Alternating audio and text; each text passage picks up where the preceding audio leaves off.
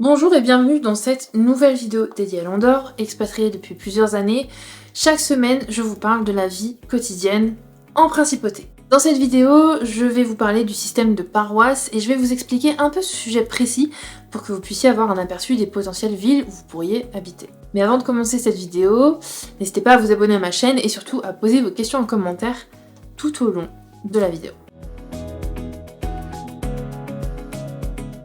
L'Andorre est divisée en 7 paroisses qu'on appelle des parroquias, et c'est vrai que quand on ne connaît pas ce système, c'est un peu compliqué à comprendre et surtout de choisir le lieu dans lequel on aimerait vivre. Donc, qu'est-ce qu'une paroisse ?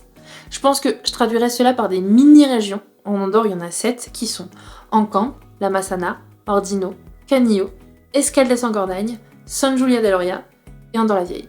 C'est là où on peut un peu se perdre parce que le nom de la paroisse est aussi le nom de la plus grosse ville. Par exemple, Ordino, c'est une paroisse qui compte la ville d'Ordino comme étant sa plus grosse ville, mais il y a tout un tas de petits villages qui composent cette paroisse. Et chaque paroisse dispose d'un code postal qui commence par AD, AD 400, AD 300, etc., etc. Chacune a son propre commu, qui est en fait l'équivalent de la mairie en France ou de la commune en Belgique. Chaque paroisse a des taxes communales avec des montants qui leur sont propres. Il faut savoir une chose, c'est que pour chacune, il y a ses avantages et ses inconvénients, mais surtout, elles sont bien distinctes les unes des autres. Certaines paroisses sont plutôt francophones, d'autres plutôt hispanophones, et encore certaines d'autres sont complètement cosmopolites. Et ça, ce sont des informations importantes puisque ça peut déterminer aussi votre futur lieu d'habitation. Si je devais catégoriser les paroisses, et c'est ce que je vais faire dans cette vidéo, il y aurait les paroisses citadines et les paroisses périphériques ou urbaines. Alors, on dénombre 2 paroisses citadines, on a Andorre-la-Vieille et Escaldes-en-Gordagne. Escaldes-en-Gordagne, c'est la dernière petite paroisse à avoir constitué l'Andorre, puisqu'auparavant c'était une partie d'Andorre-la-Vieille. Ces paroisses sont idéales pour les personnes qui aiment habiter en ville, à avoir tout à proximité sans devoir se déplacer en voiture, ou encore pour toutes les personnes qui n'ont pas le permis ou pas de voiture pour se déplacer. Même si je conseille quand même vivement d'avoir l'un et l'autre parce que pour sortir de l'Andorre, c'est plus complexe si on n'a pas le permis. À Andorre-la-Vieille, il existe plusieurs petits villages ou quartiers qui sont quand même étalés, autant dans la vallée qu'un peu plus dans les hauteurs. Ce que je trouve cool quand on se trouve à Andorre-la-Vieille, c'est qu'on peut vraiment tout faire à pied, que tout est à proximité et que c'est aussi là qu'il y a la plupart des commerces tels que Carrefour, Leclerc, Super U, etc. Évidemment, si vous habitez dans des avenues comme l'avenue Carlemagne ou l'avenue Meritxell, vous serez soumis au bruit permanent de la rue piétonne et des commerces. Par contre, rien ne vous empêche de vous excentrer un peu de l'hypercentre pour avoir tous les avantages de la ville avec le charme de l'Andorre. Les paroisses urbaines, c'est toutes les autres paroisses qui constituent l'Andorre. Là aussi, il y a des paysages différents pour chaque paroisse et des avantages complètement différents pour chacune d'elles. Par exemple, si vous vous rendez souvent en France, que vous souhaitez rester dans une paroisse plutôt francophone, je vous conseillerais Canillo. Voire même le Pas de la Case. Même si le Pas de la Case, c'est pas une paroisse, et que c'est une ville qui est rattachée à la paroisse d'Encamp.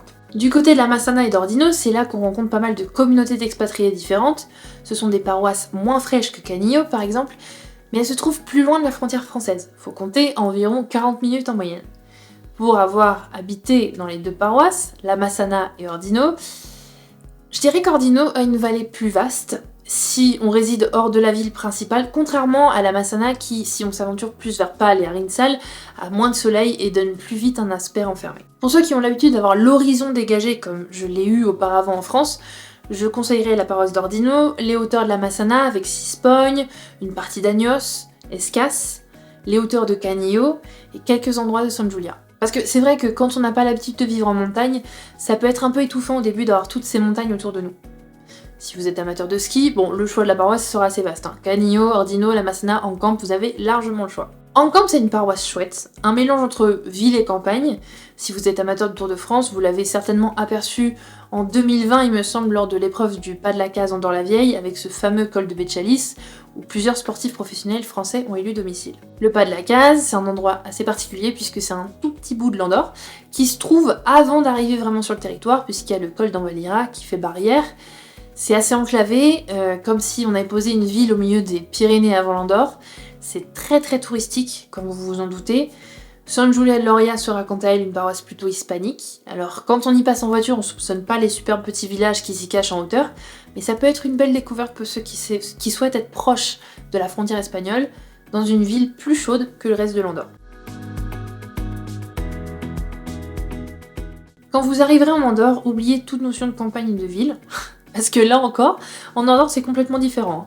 Habiter en campagne revient à être à moins de 10 minutes d'une grande ville et en moyenne à moins de 30 minutes de la capitale ou de l'hôpital d'Andorre-la-Vieille. C'est un tout petit pays, la manière de se déplacer est différente, c'est-à-dire qu'en habitant ici, Toulouse et Barcelone c'est à 2h30 à peu près, et on n'hésite pas à faire le déplacement. Par contre, en matière de déplacement interne en Andorre, se déplacer à plus de 20 minutes de la maison, c'est comme si on faisait un Paris-Strasbourg.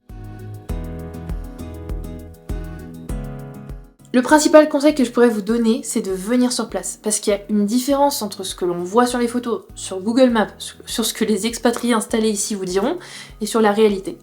Venez vous imprégner des lieux, rencontrer des expats, baladez-vous aux quatre coins de l'Andorre, et si possible en été et en hiver, parce que certaines paroisses sont plus enneigées que d'autres en hiver, ou sont plus fraîches que d'autres. C'est important d'avoir toutes ces informations avant de choisir l'endroit où vous résiderez. Choisissez une paroisse qui correspond réellement à vos besoins. Si vous allez régulièrement en France, préférez des endroits comme Canillo, plus proche de la frontière, et à une vingtaine de minutes de la capitale. D'ailleurs, si vous souhaitez voir à quoi ressemble Canillo, n'hésitez pas à regarder le vlog que j'ai sorti il y a quelques temps qui se trouve dans le petit i ou en description de cette vidéo. Voilà, c'est tout pour la vidéo d'aujourd'hui, j'espère qu'elle vous aura plu. Comme d'habitude, si vous avez des questions, posez-les-moi en commentaire, j'y répondrai. N'hésitez pas à liker et à vous abonner à cette chaîne. Je vous donne rendez-vous mercredi prochain pour une prochaine vidéo.